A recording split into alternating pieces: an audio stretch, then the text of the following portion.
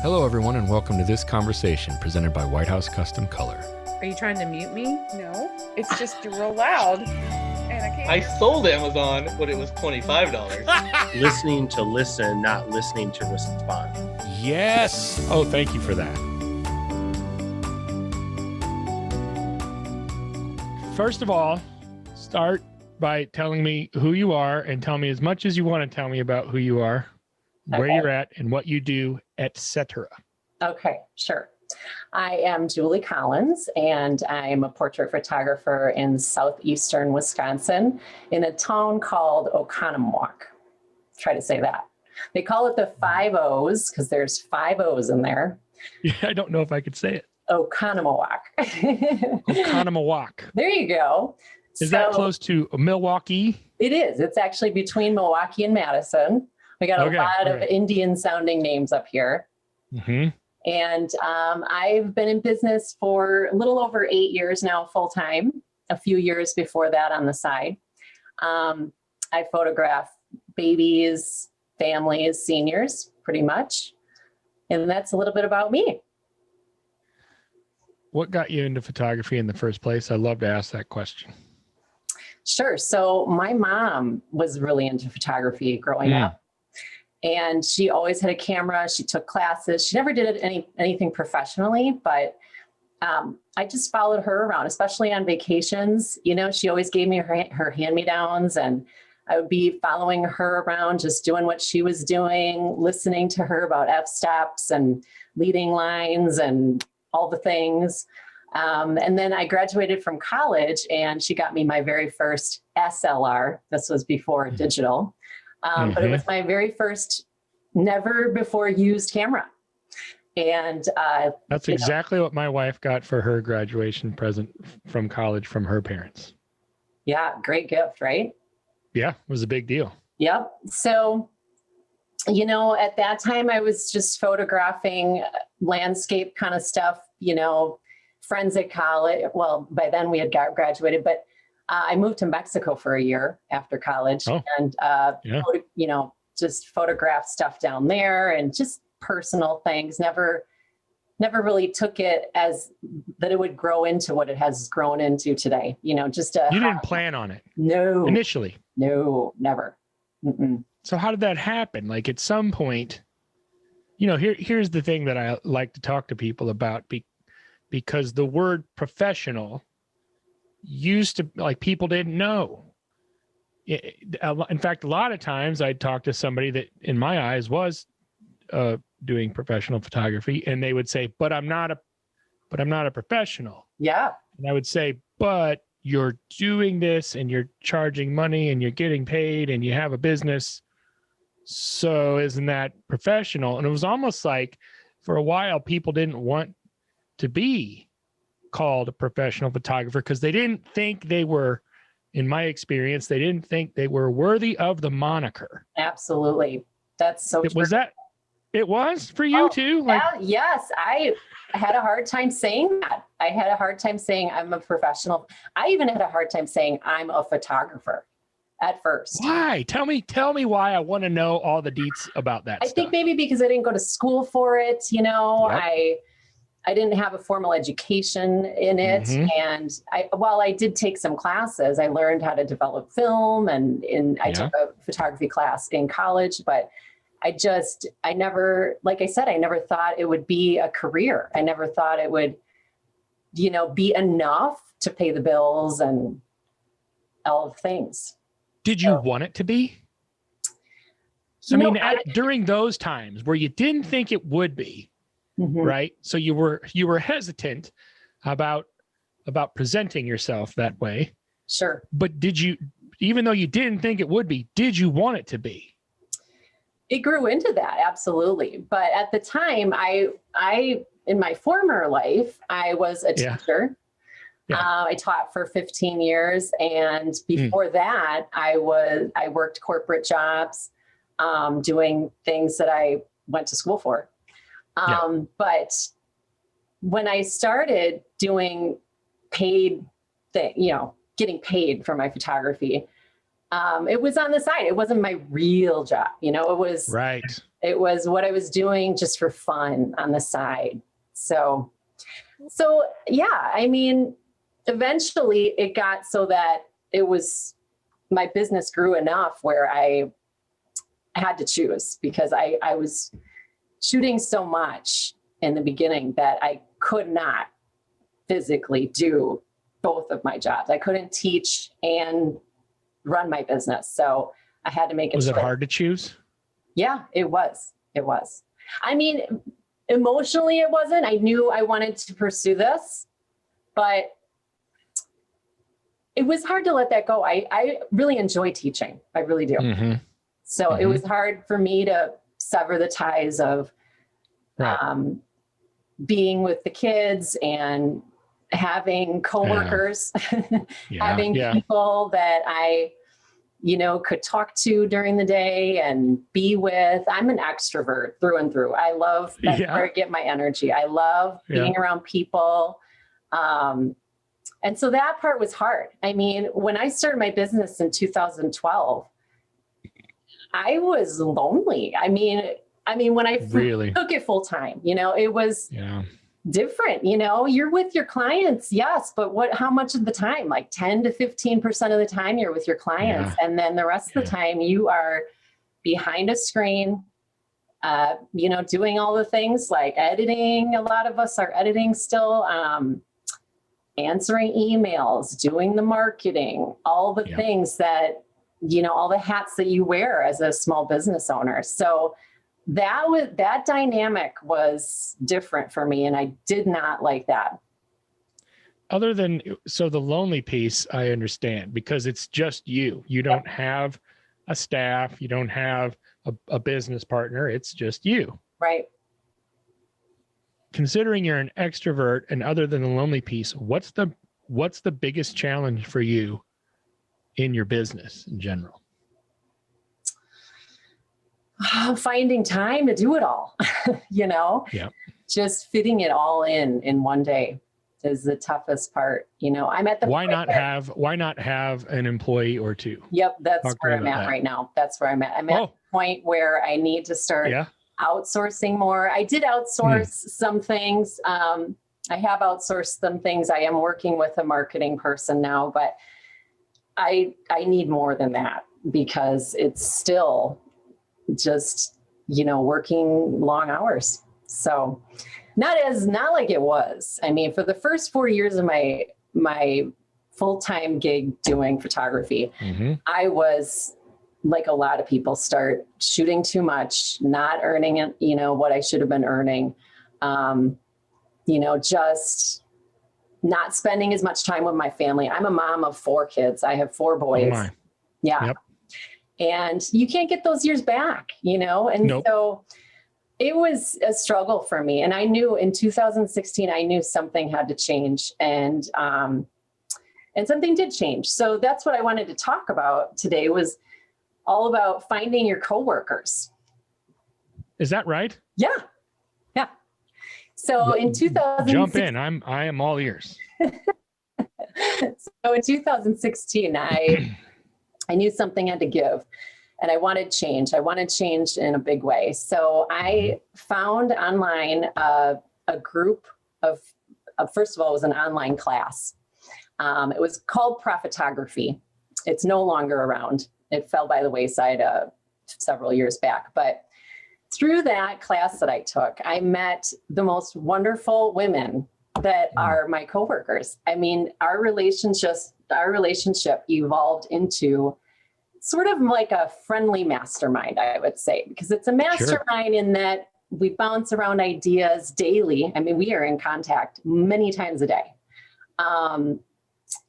Ideas, things like gear we've discovered, new products, webinars that are interesting, podcasts that we like, outsourcing. I mean, you name it, partnerships, community involvement, all of the things.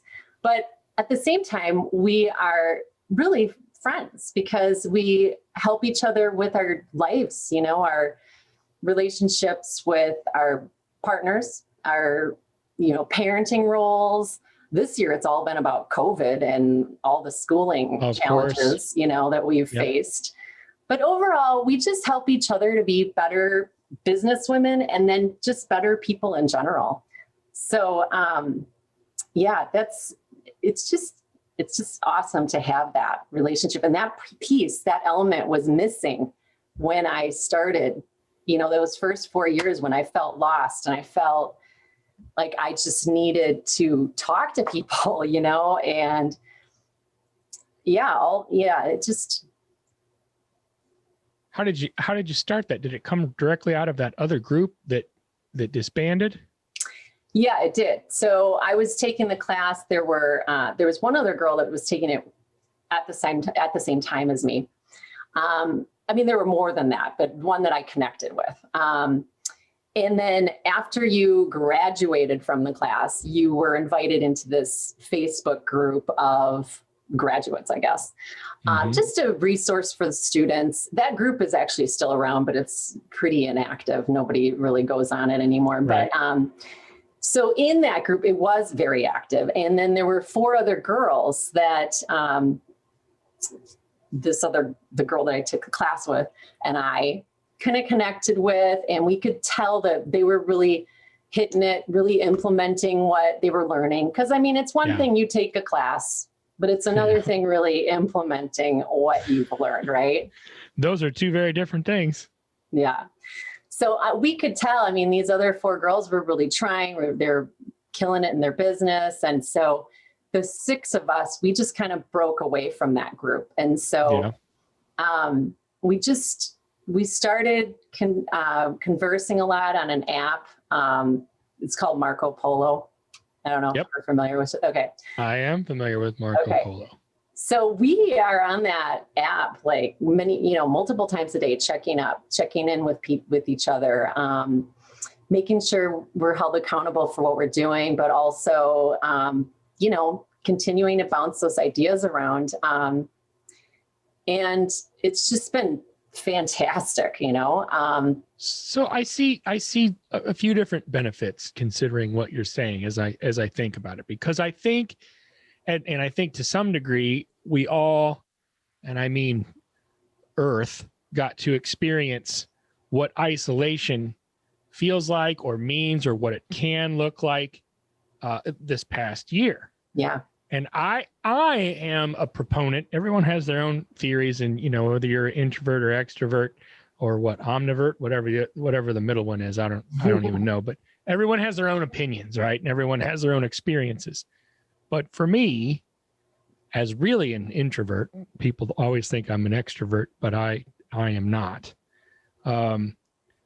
Isolation is so, I think, dangerous. And especially over time can be very harmful.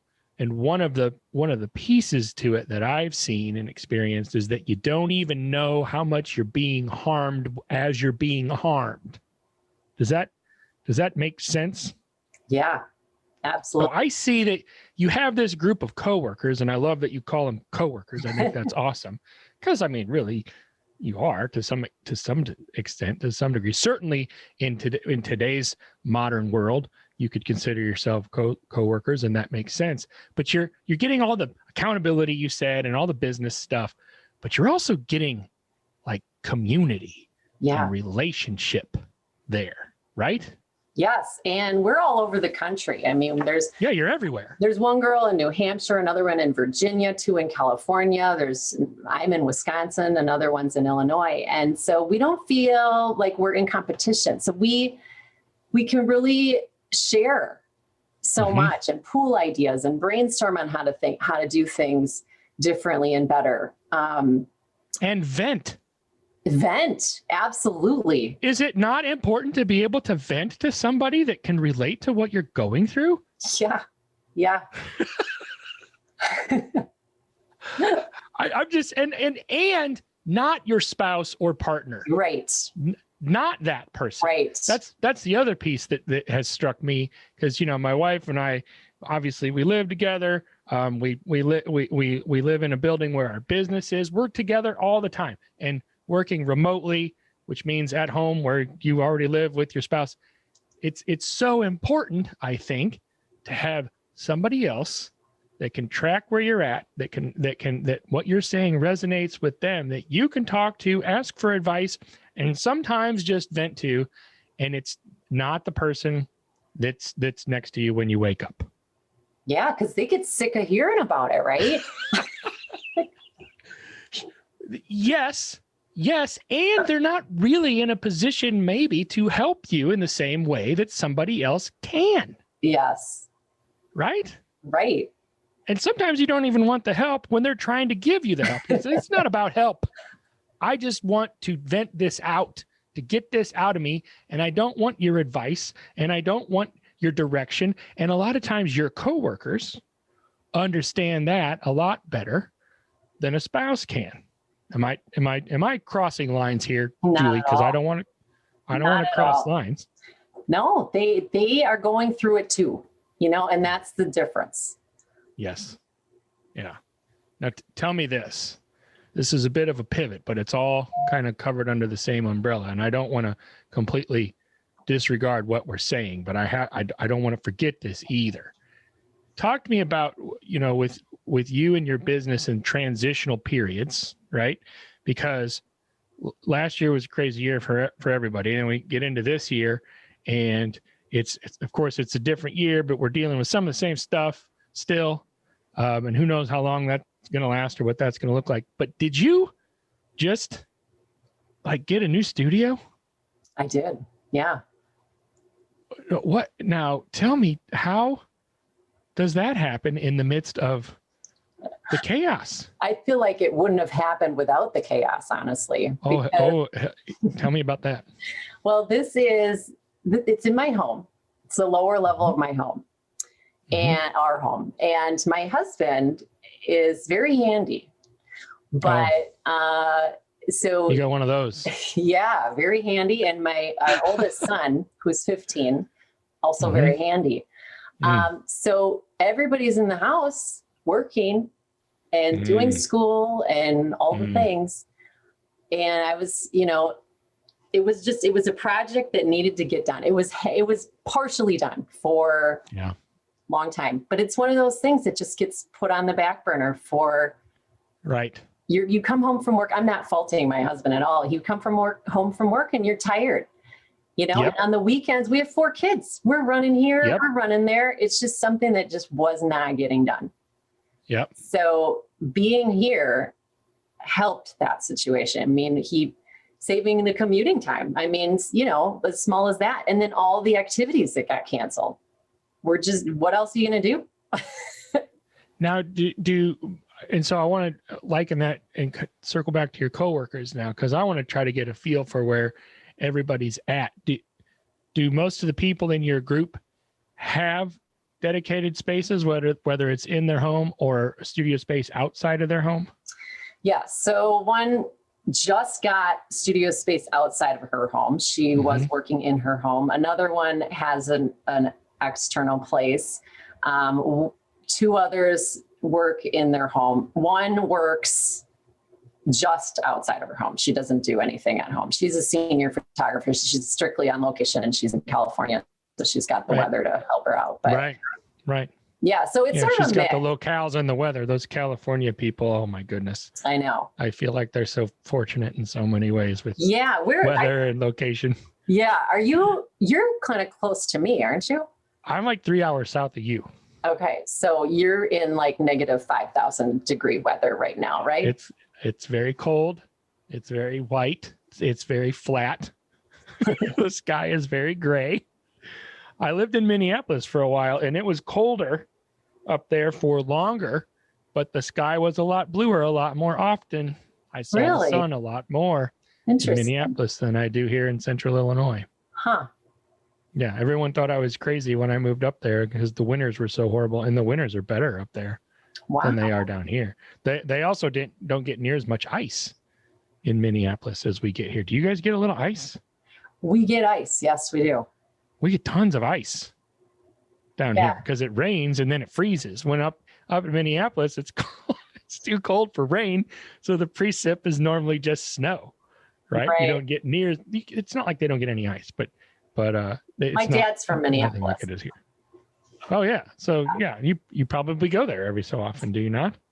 Not so much anymore. My grandparents passed away years ago, but yeah, I've been a bunch, and it is cold. Very, very cold. Well, it's cold where you are too. I mean, Yeah. we're not going to avoid any of that.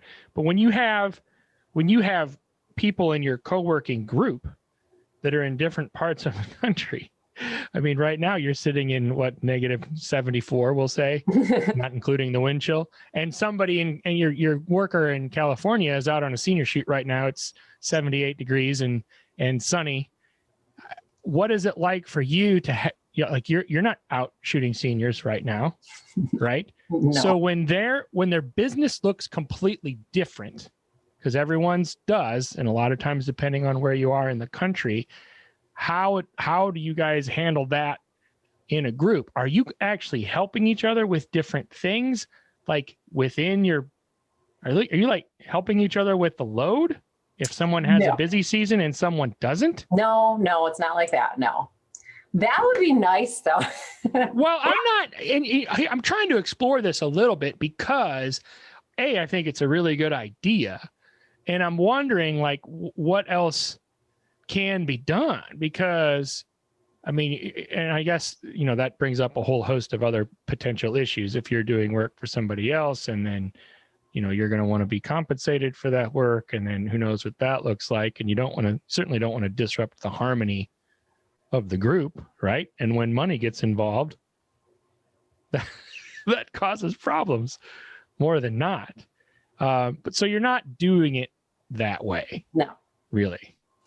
No. And yet, don't you find yourself in a position where everybody kind of needs help with stuff if they're on their own? Like, it's just you. And we go through periods where, I mean, everybody does it, second guesses themselves or just gets in a rut and just feels like they're going to throw in the towel, like, I'm done. I don't think I want to do this anymore. There's one girl that's going through that right now. One of our group member, I don't want to say member, a friend, or coworker.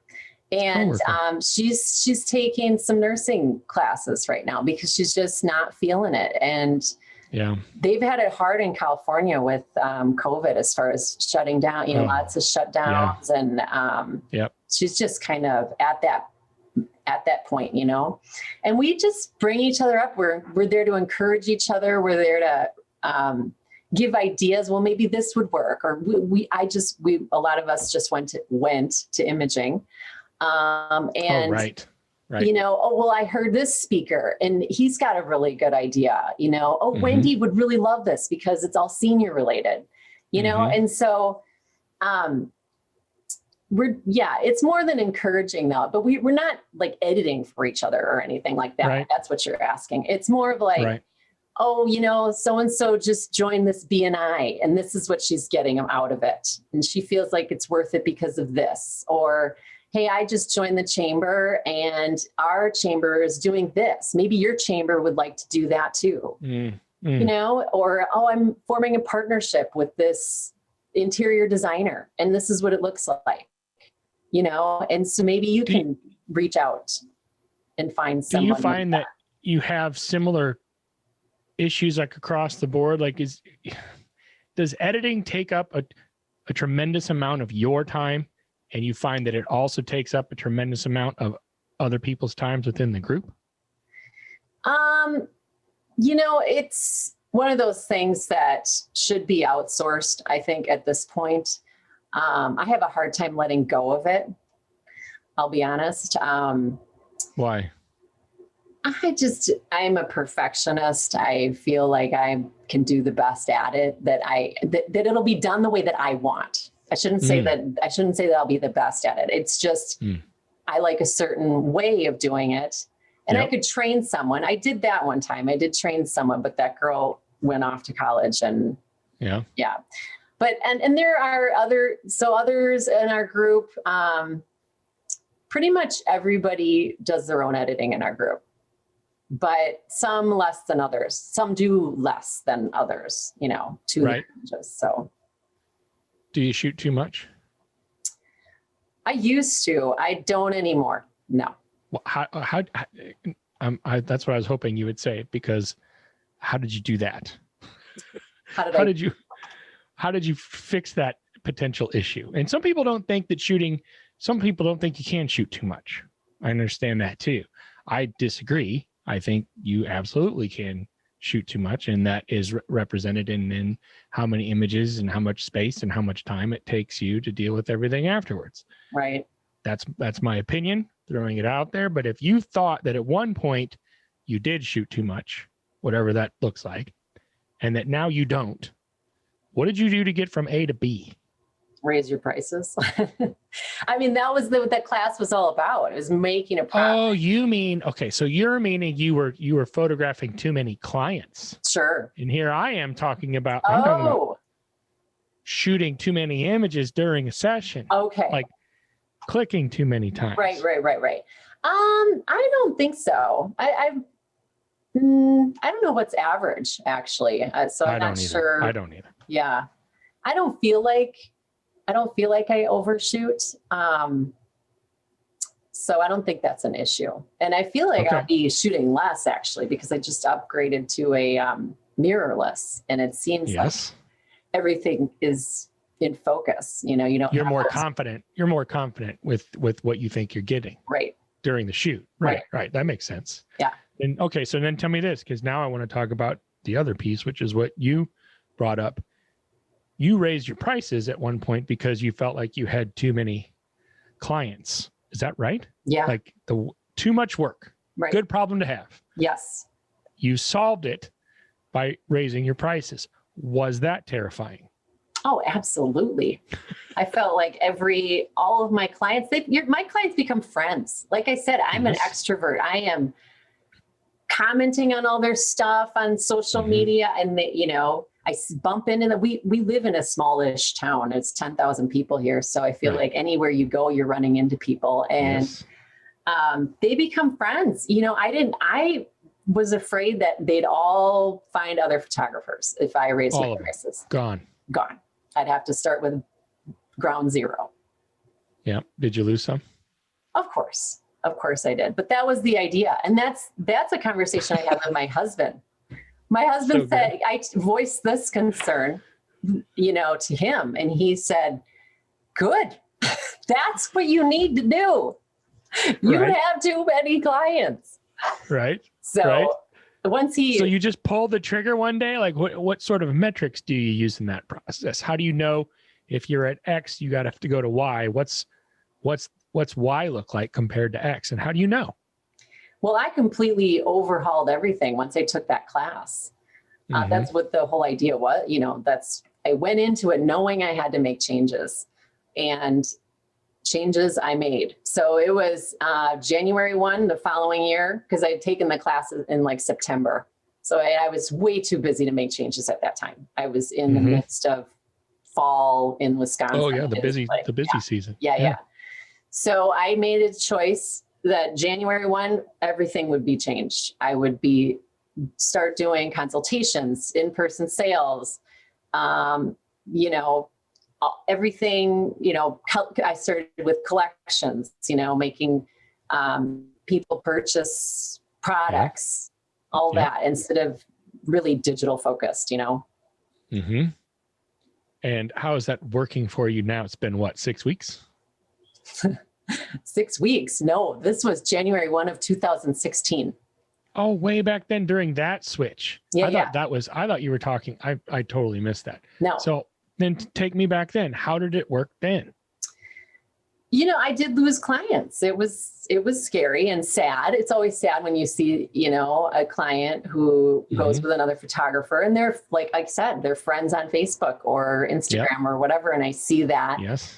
And it hurts a little bit, but then I think, well, then they're not for me. I mean, this maybe isn't for them. What I'm offering just isn't for them.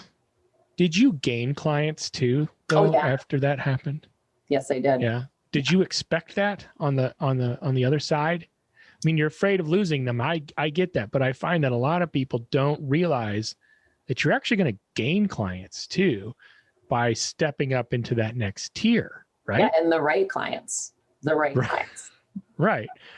So you found yourself maybe having less to do relatively and making more for your time. Exactly. And that's when you transitioned into more in-person sales. Right.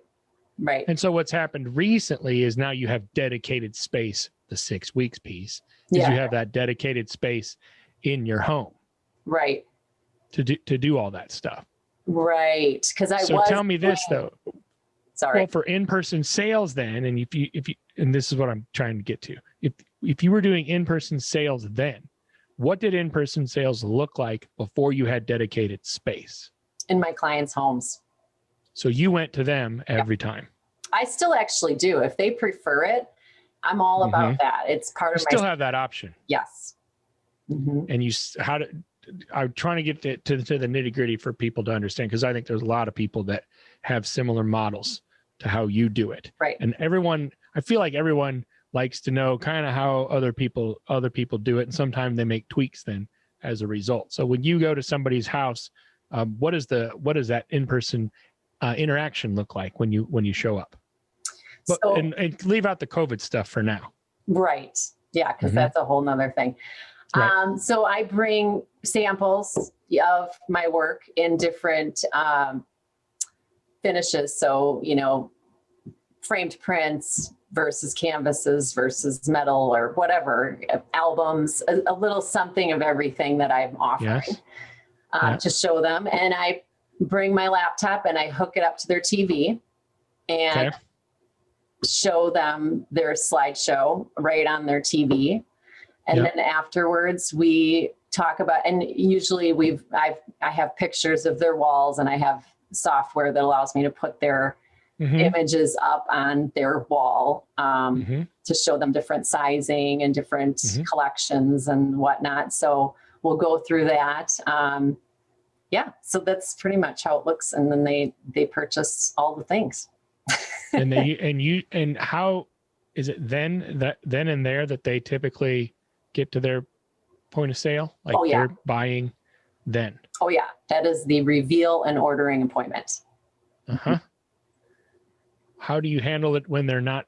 So this gets into a little bit more of the nitty gritty. How do you handle it when they're not ready? I actually don't come across that because I prep them. We have a consultation before the session and we talk about the timeline, what you're going to expect to see happen when you're working with me. So they are fully prepared. I talk about, in the email communications too, or anytime I'm on the phone with them talking about what the next step is. So they know that that's when they order. If I may have had one instance, I'm serious. I don't really run into that. Where they were like, well, I don't even know what excuse that they wanted to think about. I mean, lately it's with COVID, but we won't get into that. Right. And that it's just, it'll be X amount of dollars for me to come back and show you the, and to make your decision. And usually, if it's going to cost them more, they're going to make a decision. You're preventing by preparing. Right. Does that make sense? Yes. As I think about it, you're doing a lot of things to avoid having to deal with other things. Yeah. Just by communicating up front. And so everyone's on the same page.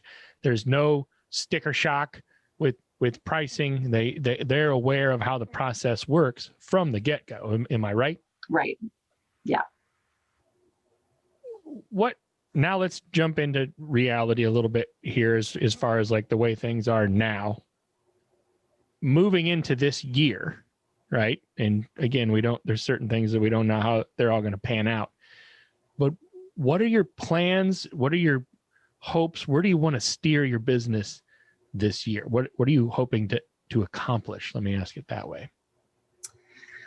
Well, I'm going to keep going the way I'm going. And I want to form some more partnerships locally in my community.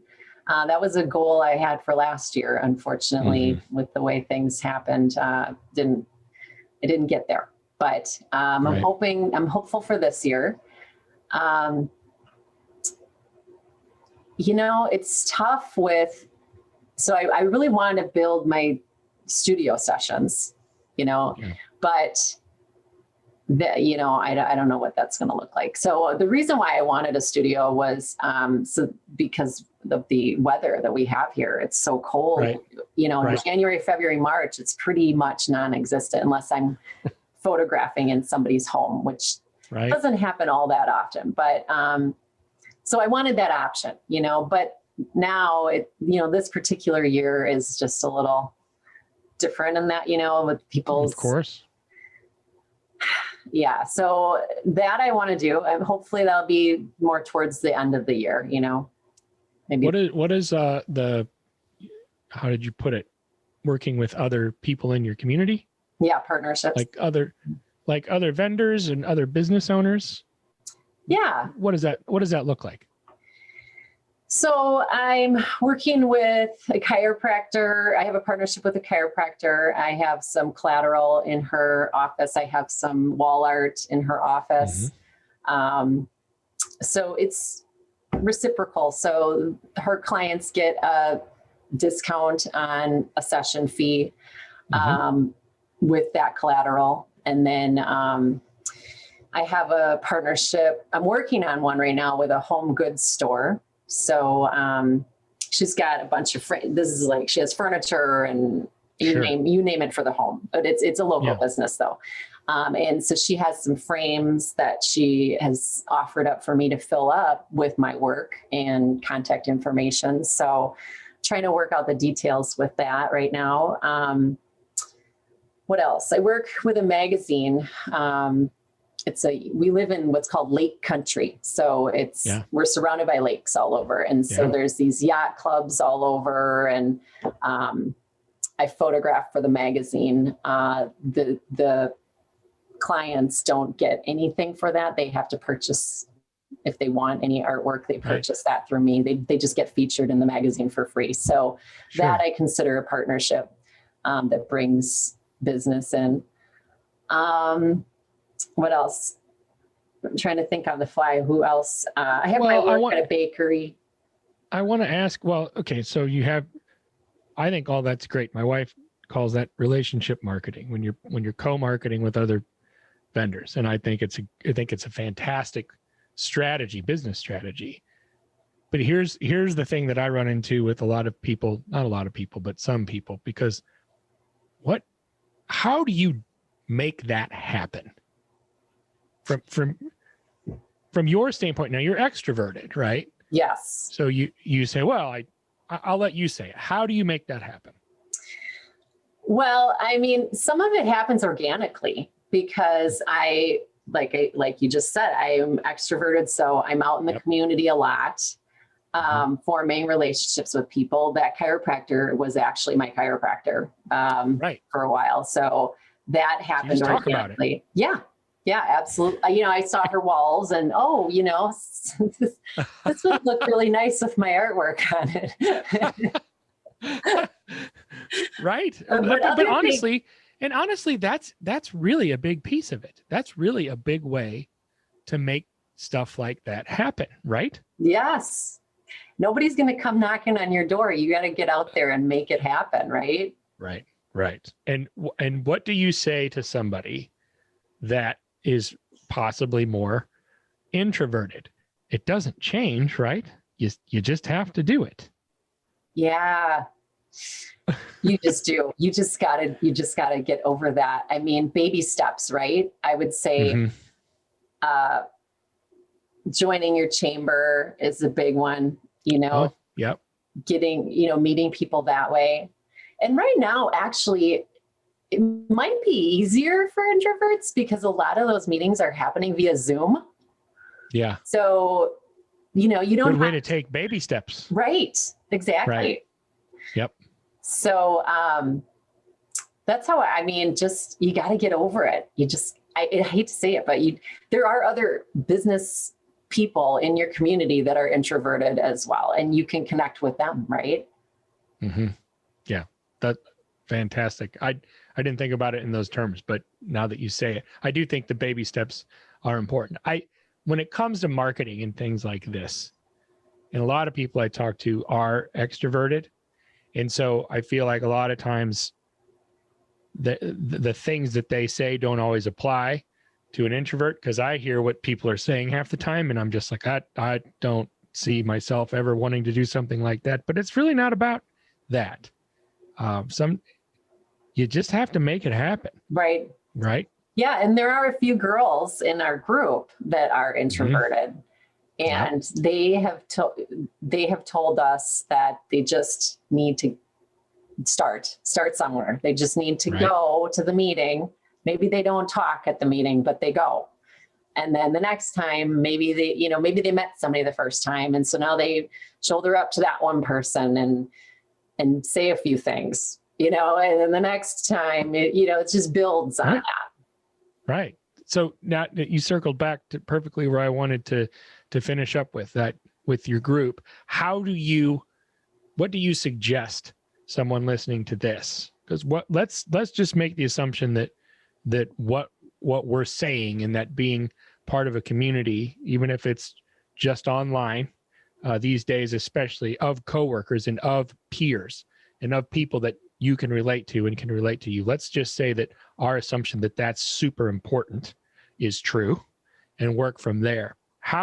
What do you suggest people do in order to make that happen? How does that happen for someone? I would say reach out. If you are taking a class online and you see somebody who is like-minded and has good ideas and you connect with in a certain way, send them a DM, ask them to, be an accountability partner during the class. Maybe it'll form into something else. The other thing I would say, in a non-COVID year, is go to conferences, because that's a great place to meet people that, are obviously photographers. So you have that in common, and it's inevitable that you will sit next to someone in a ballroom or meet up with them at the bar or whatever, and you'll start a relationship. There's been a lot of people that I've met through going to conferences. Joining because your chamber. Your coworker group, we're not talking about a Facebook group with 784 people. No. We're talking, this is different. We're talking about a much more, for lack of a better term, intimate group, or at least a group that's capable of really getting down to the nuts and bolts on a daily basis, right? 6 people. Right. And your chamber, I'll throw this out there. Your chamber is going to have competitors, right? Because would it be different if you had competitors in this group? Well, the chamber's a little different in my mind, because they're not you might be connecting with other, you will be connecting with other business owners. Just business people in general. We all have to market. We all have to, there's so many just business things that, financials and all the things. That's a very good point. So sometimes you might want that too, because you might find 6 other photographers and nobody's all that great with money. You find 6 other really good marketers or really good salespeople or really good shooters, but they don't know how to save anything. Yeah, exactly. I understand that. That makes sense to me. Julie, where can people go to find you on the web and on Instagram in particular? So it's really easy. It's just my name, JulieCollinsPhotography.com. Julie Collins Photo on all the social media channels. Pretty much that's it. Instagram, Facebook. I'm on LinkedIn for some business headshots. Yeah. Thanks for doing this. Thank you for having me. It was so fun. Hey, stay warm up there in Wisconsin, as the temperatures don't seem to, I don't know about up there, but they don't look like they're getting warmer here anytime soon. No, it just keeps getting colder. You too. Be careful on that ice. I will. Thank you so much. Have a good one. You too. Bye. Hey guys, thanks for watching this conversation presented by White House Custom Color on YouTube. Be sure to check out our other content and click that subscribe button right there. Right. Right there. It's there somewhere.